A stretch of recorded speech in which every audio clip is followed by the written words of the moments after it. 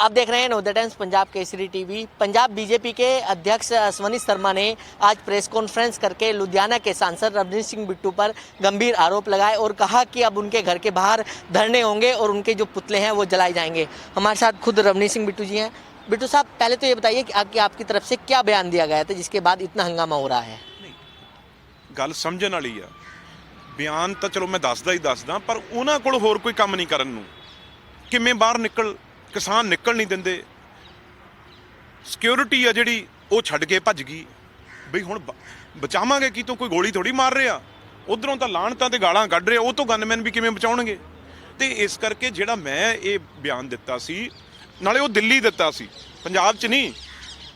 मैं ये कहा सी भी अज अपने पंजाब दे विच गुरु महाराज की किरपा नाल जदों भी, चाहे वो आज़ादी दे वेले चाहे टैररिज्म वेले, मरजीबड़े मतलब ये हुंदा भी आपां जिउंदे एक लाशां है, जिंदा लाशां है। जदों अपनी ज़मीन खोई गई, अपनी फसलां खोईयां गईयां, आत्मा विच है नहीं गी, रूह नहीं गी विच, पर एक जिउंदी लाश तुरी फिर रही आ। ये कहा सी भी जिन्नियां भी थोनू भाई साडियां मरजीबड़े दियां जिन्नियां भी थोनू लाशां चाहीदियां असीं ढेर ला दिंदे आ। पहिलां भी लाउंदे रहे आ, बार्डरां ते भी असीं लाउने आ रोज़, उत्थे भी साडे बच्चे मरदे ते अपनी जमीन लई नहीं ला सकते। भी जिन्नियां मर्जी लाशां लै जाओ चक के, साडियां असीं ढेर ला दिंदे आ। ते दूजे मैं कहा सी भी आ रावी, ब्यास, सतलुज, ये जिहड़े दरिया ने ये तो सुक्के पे ने। हुण ये पानी दे थों असीं अपने खून दे भर के थोड़े वाल भेज दिंने आ। भाई तुसीं इहदी गल करदे हो ना, सतलुज SOL कनाल भी कड्डो। असीं कहा असीं खून दीयां नदियां तुहानूं दे दिंने आ, बहा दिंने आ, पर साडे किसानां नूं ना तंग करो। ते दूजी गल वो कुछ भी समझण, मैं उन्होंने कोई उन्होंने क्लीयर नहीं करना, मैं अपने पंजाब के लोगों को ये क्लीयर कर रहे हैं।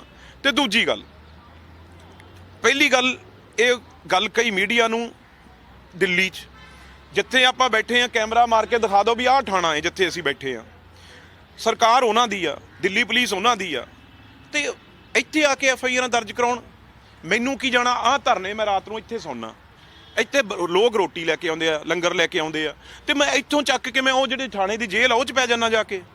ਉੱਥੇ ਲੋਕਾਂ ਨੇ ਲੰਗਰ ਲਿਆਉਣਾ, ਉਹ ਵੀ ਲਿਆਉਣ ਦੀ ਲੋੜ ਨਹੀਂ ਪਊ, ਜੇਲ੍ਹ 'ਚੋਂ ਮਿਲੂਗੀ ਰੋਟੀ, ਉਦੋਂ ਵਧੀਆ ਹੋ ਜੂ ਕੰਮ। ਤੇ ਸਾਡਾ ਕੀ ਆ ਭਾਈ, ਇਹ ਤਾਂ ਤੁਹਾਨੂੰ ਸੋਚਣਾ ਪਊਗਾ ਵੀ ਤੁਸੀਂ ਜਿਹੜੇ ਮਖਬਲੀ ਗੱਦਿਆਂ ਤੇ ਪਏ ਆ, ਤੁਸੀਂ ਸੋਚੋ। ਅਸ਼ਵਨੀ ਜੀ ਤੇ ਮੈਂ ਜਾਤੀ ਅਟੈਕ ਕਦੇ ਕਰਨਾ ਨਹੀਂ ਚਾਹੁੰਦਾ ਸੀ।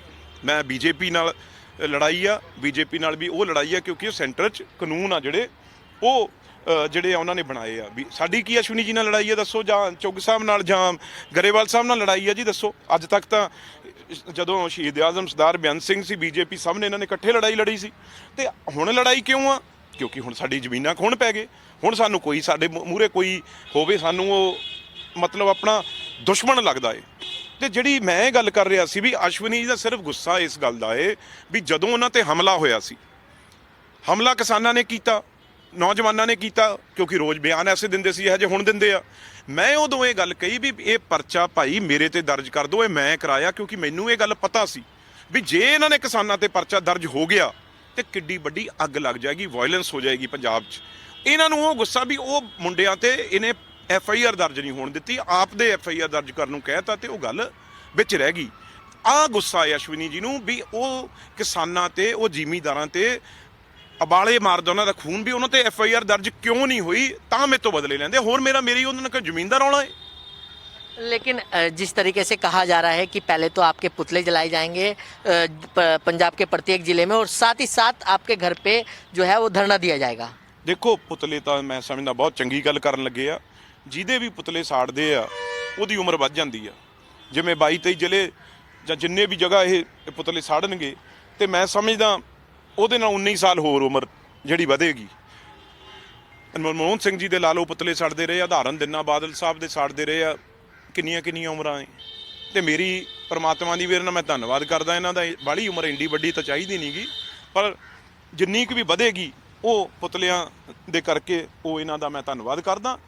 ਤੇ ਦੂਜੀ ਗੱਲ ਇਹ ਆ ਵੀ ਜਿਸ ਹਿਸਾਬ ਨਾਲ ਇਹਨਾਂ ਨੂੰ ਡਰ ਪੈ ਗਿਆ, ਜਿਸ ਹਿਸਾਬ ਨਾਲ ਇਹ ਬਿੱਟੂ ਦਾ ਨਾਂ ਲੈ ਕੇ ਡਰਦੇ ਆ, ਸਟੇਜਾਂ ਤੇ ਬਹਿ ਕੇ ਕੰਬਦੇ ਹੁੰਦੇ ਆ, ਤੇ ਮੈਨੂੰ ਇਹ ਲੱਗਦਾ ਵੀ ਕਿਤੇ ਪੁਤਲੇ ਤੋਂ ਦੇਖ ਕੇ ਨਾ ਭੱਜ ਲੈਣ। ਪੁਤਲੇ ਨੂੰ ਵੀ ਚੰਗੀ ਤਰ੍ਹਾਂ ਫੜਿਓ, ਚੰਗੀ ਤਰ੍ਹਾਂ ਅੱਗ ਗਲਾਇਓ, ਹੋਰ ਕਿਤੇ ਜ਼ਿਆਦਾ ਤੇਲ ਸਿੱਟ ਦੋ, ਭਾਂਬੜ ਮੱਚ ਕੇ ਕੋਈ ਪਟਾਕਾ ਐਸਾ ਪਵੇ ਤੁਹਾਨੂੰ ਨਾ ਪੈ ਜਾਵੇ, ਪੁਤਲੇ 'ਚੋਂ ਬਿੱਟੂ ਨਿਕਲ ਕੇ ਪੈ ਜੇ, ਮੁੜ ਕੇ ਫੇਰ ਕਹੋਗੇ ਪਰਚੇ ਦਰਜ ਕਰਾਓ। ਇਸ ਕਰਕੇ ਪੁਤਲੇ ਸਾੜਨ, ਜਿਹੜੀ ਤੁਸੀਂ ਭੁੱਖ ਹੜਤਾਲ ਵਾਲੀ ਗੱਲ ਕਹੀ ਆ, ਉਹ ਯਾਰ ਆ ਆਪਣੇ ਇੱਥੇ ਤੇ ਲਾਉਣ, ਆਹ ਲਾਉਣ, ਇੱਥੇ ਨਾਲ ਆ ਜਗ੍ਹਾ ਖਾਲੀ ਪਈ ਆ ਜੰਤਰ ਮੰਤਰ ਦੀ, ਤੇ ਤੁਹਾਡੀ ਤਾਂ ਸਰਕਾਰ ਆ, ਤੇ ਇੱਥੇ ਪੁਤਲੇ ਜਿਹੜੇ ਇੱਥੇ ਨਾਲ ਸਾਡੇ ਬਹਿਣ, ਨਾਲੇ ਠੰਡ 'ਚ ਪਤਾ ਲੱਗ ਜਾਊਗਾ। ਇਹ ਜਿਹੜਾ ਲਾ ਲੂ ਰਹੇ ਆ, ਕਹਿੰਦੇ ਵੀ ਸਵੇਰੇ ਆਇਆ ਕਰਾਂਗੇ ਛੱਕ ਕੇ ਪਰੌਂਠੇ, ਤੇ ਦੁਪਹਿਰ ਨੂੰ ਹਜਮ ਹੁਜਮ ਕਰਕੇ ਉੱਥੇ ਮੂੰਗਫਲੀਆਂ ਮਾਫਲੀਆਂ ਖਾ ਕੇ ਮੁੜ ਕੇ ਕਹਿੰਦੇ ਫੇਰ ਜਾ ਕੇ ਭਟੂਰੇ ਦੱਬ ਦਿਆ ਕਰਾਂਗੇ ਸ਼ਾਮ ਨੂੰ। ਇਹ ਕਾਹਦਾ ਧਰਨਾ ਹੋਇਆ ਅਸ਼ਵਨੀ ਜੀ? ਜੇ ਦਾਮਾ ਇੱਥੇ ਮੇਰੇ ਸਾਹਮਣੇ ਆ ਕੇ ਧਰਨੇ ਤੇ ਅਸ਼ਵਨੀ ਜੀ, ਚੁੱਗ ਸਾਹਿਬ, ਗਰੇਵਾਲ, ਤਿੰਨੋਂ ਹੀ ਬੈਠੋ ਤੇ ਧਰਨਾ 24 ਘੰਟੇ ਦਾ ਲਾਓ ਬਰਾਬਰ, ਉੱਠਿਓ ਨਾ ਜਿੰਨਾ ਚਿਰ ਕਿਸਾਨ ਨਹੀਂ ਉੱਠਦਾ। ਪਰ ਆਪਣਾ ਜਗਰਾਫੀਆ ਦੇਖਿਆ, ਭੁੱਖੇ ਰਹਿ ਸਕਦੇ ਆ। ਮੈਂ ਪਰਸਨਲ ਹੋਣਾ ਨਹੀਂ ਚਾਹੁੰਦਾ, ਪਰ ਆ ਜਿਹੜੀ ਜੈਕਟ ਆ ਜਾਂ ਉਹਨਾਂ ਦੇ ਪਾਈ ਹੁੰਦੀ ਆ, ਮੈਂ ਦੇਖਦਾ ਫੋਟੋਆਂ 'ਚ ਰੋਜ਼, ਉਹਦੇ ਬਟਨ ਟੁੱਟਣ ਵਾਲੇ ਹੋਏ ਹੁੰਦੇ ਆ। ਤੇ ਕਿਵੇਂ ਰੱਖਾਂਗੇ ਆਪਾਂ ਭੁੱਖ ਹੜਤਾਲ? ਰੱਖੋਗੇ? ਅਸ਼ਵਨੀ ਜੀ ਕਹਿੰਦੇ ਮੈਂ ਸ਼ੁਰੂ ਕਰਾ ਕੇ ਜਾਊਂਗਾ, ਜੋ ਮੈਂ ਸੁਣਿਆ ਤੁਹਾਡੇ ਤੁਸੀਂ ਹੁਣੀ ਸੁਣਾ ਰਹੇ ਸੀ। ਪਰ ਜੇ ਉਹ ਰੱਖਦੇ ਆ ਭੁੱਖ ਹੜਤਾਲ ਤੇ 24 ਘੰਟੇ ਦੀ, ਤੇ ਜਿੰਨਾ ਚਿਰ ਕਿਸਾਨ ਬੈਠੇ ਆ ਫਿਰ ਇੱਥੇ ਆ ਕੇ ਬਹਿ ਕੇ ਦਿਖਾਉਣ, ਫਿਰ ਮੈਂ ਮੰਨੂ ਵੀ ਅਸ਼ਵਨੀ ਜੀ ਤੁਸੀਂ ਵੀ ਥੋੜਾ ਬਹੁਤਾ, ਤੁਹਾਡੇ ਵੀ ਜਿਹੜਾ ਖਾਕੀ ਰੰਗ ਆ ਉਹ ਨਿੱਕਰ ਤੇ ਹੈਗਾ ਏ। ਨਹੀਂ ਆਹ ਡਰਾਮਾ ਕੀ ਵੀ ਦੁਪਹਿਰ ਤੱਕ ਬਹਿ ਕੇ ਜੀ ਅਸੀਂ, ਉਹ ਤਾਂ ਦੁਪਹਿਰ ਤੱਕ ਤਾਂ ਕੋਈ ਵੀ ਉੱਤੇ ਚਾਰ ਗੱਲਾਂ ਮਾਰ ਕੇ ਉਦੋਂ ਬਾਅਦ ਘਰੇ ਨੂੰ, ਪਰ ਉਹਦੇ ਟਾਈਮ 'ਚ ਵੀ ਜੇ ਅਸੀਂ ਕਹਿਤਾ ਵੀ ਕਿਸਾਨ ਤੁਹਾਨੂੰ ਮਿਲਣ ਆਉਣਗੇ, ਫਿਰ ਇਹਨਾਂ ਡਰ ਕੇ ਭੱਜ ਜਾਣਾ, ਫਿਰ ਐਫਆਈਆਰ ਦਰਜ ਕਰਾਉਣਗੇ। ਅਸੀਂ ਰੋਜ਼ ਕੋਸ਼ਿਸ਼ ਕਰਾਂਗੇ, ਥੋੜੇ ਜ਼ਿਆਦਾ ਨਹੀਂ, ਥੋੜੇ ਬੱਚੇ ਕਿਸਾਨਾਂ ਦੇ, ਉਹ ਇਹਨਾਂ ਨੂੰ ਨਾਲ ਫੁੱਲ ਲਿਆ ਕਰਨਗੇ, ਲਾਣ ਵੀ ਆਹ ਲਓ ਜੀ ਲਾਲ ਫੁੱਲ, ਬਹੁਤ ਚੰਗਾ ਕੰਮ ਕਰ ਰਹੇ ਹੋ ਤੁਸੀਂ, ਕਿਸਾਨਾਂ ਨੂੰ ਉੱਥੇ ਭੁੱਖੇ ਮਾਰ ਕੇ ਬਿਠਾਇਆ ਹੋਇਆ ਤੁਸੀਂ ਠੰਡ 'ਚ ਸਾਡੇ ਮਾਂ-ਬਾਪ ਨੂੰ, ਤੇ ਨਾਲ ਪ੍ਰਧਾਨ ਮੰਤਰੀ ਨਾਲ ਉੱਤੇ ਚਿੱਠੀ ਦਿਆ ਕਰਨਗੇ ਰੋਜ਼ ਇਹਨਾਂ ਨੂੰ ਪਿਆਰ ਨਾਲ। ਕਿਸਾਨ ਨੌਜਵਾਨ ਨਹੀਂ ਜਾਣਗੇ, ਉਹਨਾਂ ਤਾਂ ਫਿਰ ਇਹ ਕਹਿਣਗੇ ਐਫਆਈਆਰ ਦਰਜ ਕਰੋ। ਹੋਰ ਕੋਈ ਦੇਖੋ ਕਿੱਧਰ ਨੂੰ ਚੱਲਿਆ ਹੋਇਆ ਕੰਮ, ਵੀ ਐਫਆਈਆਰ ਨਾਲ ਕੀ ਹੋ ਜੂ ਦਰਜ ਨਾਲ? ਕੋਈ ਹੱਲ ਹੋ ਜਾਊਗਾ? ਮੈਨੂੰ ਇਹ ਸਮਝਾਓ। ਮੇਰੇ ਤੇ ਤੁਸੀਂ ਸਾਰੇ ਥਾਣਿਆਂ 'ਚ ਐਫਆਈਆਰ ਦਰਜ ਕਰ ਦਿਓ, ਦਿੱਲੀ ਥਾਣਿਆਂ 'ਚ ਦਰਜ ਕਰੋ, ਉਹਦੇ ਨਾਲ ਕੀ ਹੋ ਜਾਊਗਾ? ਮਸਲੇ ਦਾ ਹੱਲ ਨਿਕਲ ਆਊਗਾ। ਤੇ ਜਿਹੜਾ ਬੋਲਣਾ ਏ ਉਹ ਭਾਈ ਆਜ਼ਾਦੀ ਆ, ਲੋਕਤੰਤਰ ਦੇ ਵਿੱਚ ਆਪਣੀ ਗੱਲ ਆਵਾਜ਼ ਹਰੇਕ ਉਠਾ ਸਕਦਾ ਏ। ਤੇ ਜੇ ਤੁਸੀਂ ਹੁਣ ਇਹਦਾ ਮਤਲਬ ਇੱਕ ਐਮਪੀ, ਇੱਕ ਤੀਜੀ ਵਾਰ ਲੋਕਾਂ ਨੇ ਨੁਮਾਇੰਦੇ ਨੂੰ ਤੁਸੀਂ ਉਹਦੀ ਵੀ ਆਵਾਜ਼ ਘੁੱਟਣਾ ਚਾਹੁੰਦੇ ਹੋ, ਹੁਣ ਜਿਵੇਂ ਆਮ ਲੋਕਾਂ ਦੀ ਤੁਸੀਂ ਆਵਾਜ਼ ਦੱਬੀ ਆ, ਤੇ ਹੁਣ ਮੇਰੀ ਵੀ ਆਵਾਜ਼ ਦੱਬਣਾ ਚਾਹੁੰਦੇ ਹੋ।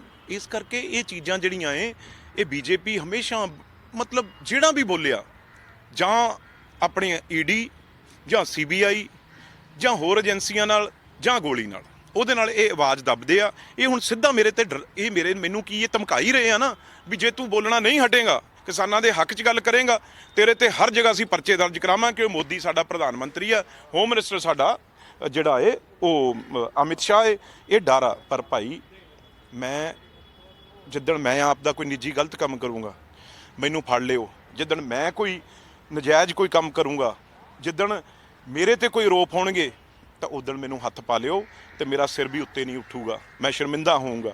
ਪਰ ਜਦੋਂ ਲੋਕਾਂ ਦੀ ਲੜਾਈ ਲੜ ਰਹੇ ਆ, ਮੈਨੂੰ ਕਹਿੰਦਾ ਮੇਰਾ ਫਕਰ ਨਾਲ ਸਿਰ ਉੱਤੇ ਹੋ, ਜਿੰਨੇ ਮਰਜ਼ੀ ਪਰਚੇ ਦਰਜ ਕਰੋ, ਲੋਕਾਂ ਲਈ ਆ, ਲੋਕਾਂ ਦੇ ਲਈ ਅਸੀਂ ਤੇ ਆਏ ਵੀ ਇਸੇ ਕਰਕੇ ਆ। ਜਿੰਨਾ ਮਰਜ਼ੀ ਕੁਛ ਕਰੋ, ਮੈਂ ਸਮਝਦਾ ਐਨ ਛਾਤੀ ਚੌੜੀ ਕਰਕੇ ਮੂਹਰੇ हमेशा यहीं खड़े होंगे। लेकिन बिट्टू साहब ऐसा तो नहीं है, क्योंकि पिछली बार जब हमला हुआ था अश्वनी शर्मा के ऊपर, तो उस टाइम पे भी कहा जा रहा था कि आपकी तरफ से कराया गया है। ये नहीं कहा गया था, मैंने जिम्मेवारी ली थी भी जो ये हमला हुआ है, भी जो आप नाम ले रहे हो किसानों का, उनके ऊपर एफआईआर दर्ज मत करना। वो एफआईआर मैं जिम्मेवारी लेता हूँ, मेरे पे एफआईआर दर्ज करना, मैंने ये कहा था। ये नहीं कहा था भी किसी ने भी इन्होंने करवाया है, पर मैंने खुद ये कहा था भी इन बच्चों के ऊपर पर्चा मत दर्ज करना, जो वीडियो में आप, क्योंकि उसी टाइम ये पुलिस स्टेशन चले गए थे, भी इसका मैं जिम्मेवारी लेता हूँ, मेरे पे पर्चा दर्ज करो। मैंने तो मतलब यही मुझे डर था भी ये बढ़ता बढ़ता यहाँ तक आ जाएगा, वो पर ये रुका ही नहीं। आज देख लो कितने लोग यहाँ पे ठंड में बेचारे शहीद हो रहे हैं, कितने लोग यहाँ पे और इकट्ठा हो रहे हैं। अब बोल ही दिया उन्होंने भी 26 तक हम मतलब होला मोहल्ला तक हम तैयारी है हमारी, बैठेंगे। कल तो एक वैसे ही एक नकली सी जाली वार्ता है, क्योंकि उसमें प्राइम मिनिस्टर हैं, उनके हक में है, अमित शाह जी है, उनके हाथ में है ये फैसले करने, तोमर साहब के तो हाथ में है ही नहीं। ये तो एक नकली सी मीटिंग है, वो होके कल ख़त्म हो जाएगी, उसमें कुछ नहीं निकलना, इसलिए ये बात कर रहे थे। लेकिन बीजेपी वाले जो ये 4-5 लीडर हैं जिनका मैंने नाम लिया, अश्वनी जी, गरेवाल साहब, चुग साहब और जो जानी साहब ट्रैक्टर वाले, वो यहाँ पे आके भूख हड़ताल रखें, किसानों के लिए रखें, तो उनकी भी थोड़ी जून सुधर जाएगी। उनको भी लोग थोड़ा सा ये समझेंगे भी ये पंजाब के हैं। लेकिन अब मैं लोगों की बात कर रहा हूँ। अब मेरे ऊपर ये पर्चे दर्ज करवाने की बात कर रहे हैं, तो इसमें इनका फ़ायदा होगा या नुकसान होगा? ये आप यही बता दें भी इनके ऊपर लोग किस नज़र से देखेंगे भी ये। अब क्योंकि किसानों पे ऊपर तो ये करा नहीं सकते, वो तो लाखों में बैठे हैं, करोड़ों में हैं। अब सॉफ्ट टारगेट उन्होंने ढूंढ लिया भी बिट्टू को टारगेट करके उनको मैसेज दें भी बिट्टू ਨੂੰ टारगेट करके एक सॉफ्ट टारगेट ਉਹ ਲੱਖਾਂ ਕਰੋੜਾਂ ਤੇ ਤਾਂ ਕਰ ਨਹੀਂ ਸਕਦੇ, ਜਾਨ ਨਿਕਲਦੀ ਆ ਵੀ ਇਹਨੂੰ ਇੱਕ ਉਹਨਾਂ ਨੂੰ ਮੈਸੇਜ ਦੇਣ ਨੂੰ ਵੀ ਬਿੱਟੂ ਤੇ ਪਰਚੇ ਦਰਜ ਕਰਾ ਕੇ ਕਿਸਾਨਾਂ ਨੂੰ ਡਰਾਈਏ ਵੀ ਜੇ ਅਸੀਂ ਇਹ ਤੇ ਕਰ ਸਕਦੇ ਹਾਂ ਤੁਸੀਂ ਵੀ ਜਿਹੜੇ ਆ ਉਹ ਲਾਈਨ ਤੇ ਆ ਜਾਓ। ਗੱਲ ਤਾਂ ਇੰਨੀ ਆ, ਪਰ ਜੇ ਤੁਹਾਡੇ 'ਚ ਹਿੰਮਤ ਆ ਪੁਲਿਸ ਸਟੇਸ਼ਨ ਆ, ਮੈਂ ਆਪ ਮੈਨੂੰ ਟਾਈਮ ਦੇ ਦਿਓ ਕਿੰਨੇ ਵਜੇ ਆਉਂਗੇ, ਮੈਂ ਚੈਲੰਜ ਕਰਦਾ ਉਦੋਂ 5 ਮਿੰਟ ਪਹਿਲਾਂ ਤੋਂ ਆ ਦਿੱਲੀ ਦੇ ਪੁਲਿਸ ਸਟੇਸ਼ਨ ਜਿਹੜਾ ਤੁਹਾਡੇ ਆਪ ਦੇ ਹੋਮ ਮਿਨਿਸਟਰੀ ਅੰਡਰ ਆ, ਤੁਹਾਡੇ ਕੋਲ ਕੋਈ ਬਹਾਨਾ ਨਹੀਂਗਾ। ਉੱਥੇ ਤੁਸੀਂ ਕਹਿ ਦਿੰਦੇ ਹੋ ਕਾਂਗਰਸ ਦੀ ਸਰਕਾਰ ਆ, ਡੀਜੀਪੀ ਦੇ ਉੱਤੇ ਆਰੋਪ ਲਾ ਦਿੰਦੇ ਹੋ।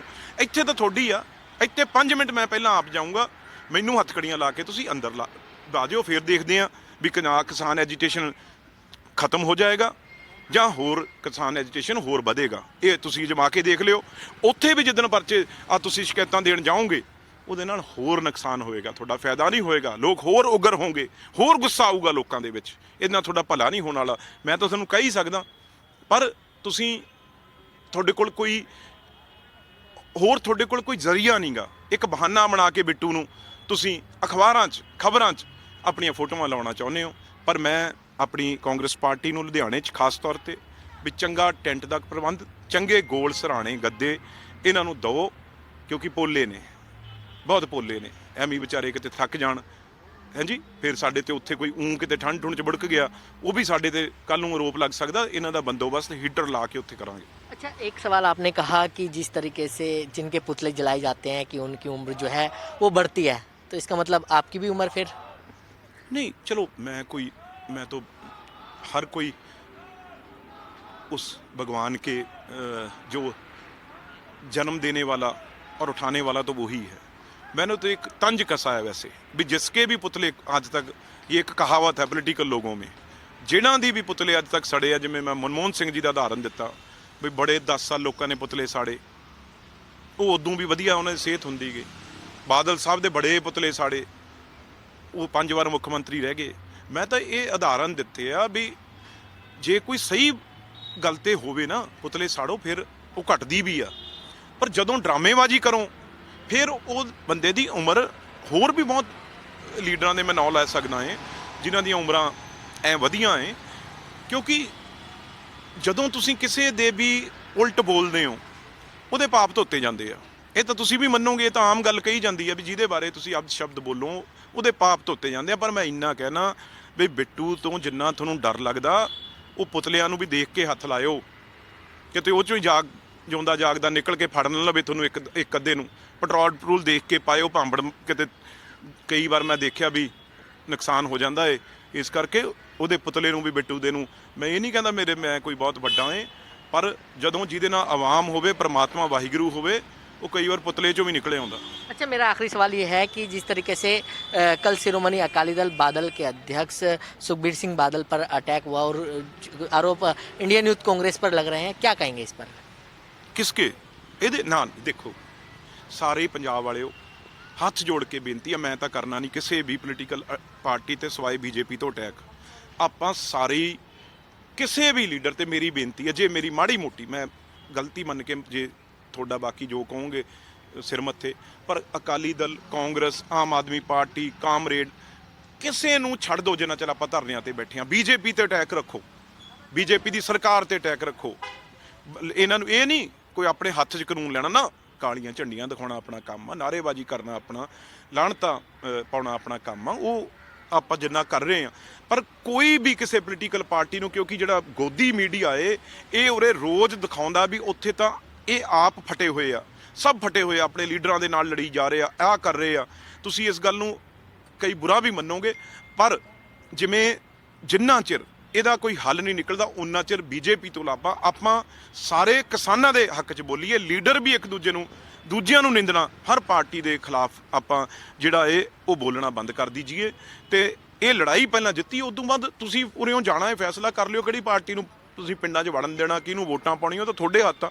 ਪਰ ਉਹਨਾਂ ਚਿਰ ਆ ਸੰਘਰਸ਼ ਦੇ ਵਿੱਚ ਆਪਾਂ ਏਕਾ ਦਿਖਾਈਏ ਤੇ ਕੱਲੀ ਬੀਜੇਪੀ ਨੂੰ ਇੱਕ ਪਾਸੇ ਕਰਕੇ ਇਹਨਾਂ ਦੇ ਵਿੱਚੋਂ ਜਿਹੜੀ ਉਹ ਹਵਾ ਜਿਹੜੀ ਇਹਨਾਂ 'ਚ ਭਰੀ ਆ ਨਾ ਤਾਕਤ ਦਾ ਹੰਕਾਰ, ਉਹ ਇਕੱਠੇ ਹੋ ਕੇ ਕੱਢੀਏ। तो बिल्कुल ये थे रवनीत सिंह बिट्टू, जिनका साफ कहना है कि अगर बीजेपी वालों को धरना या प्रदर्शन करना है तो दिल्ली के जंतर मंतर पर आकर करें। दिल्ली से कमल कुमार कंसल, नवोदय टाइम्स, पंजाब केसरी टीवी।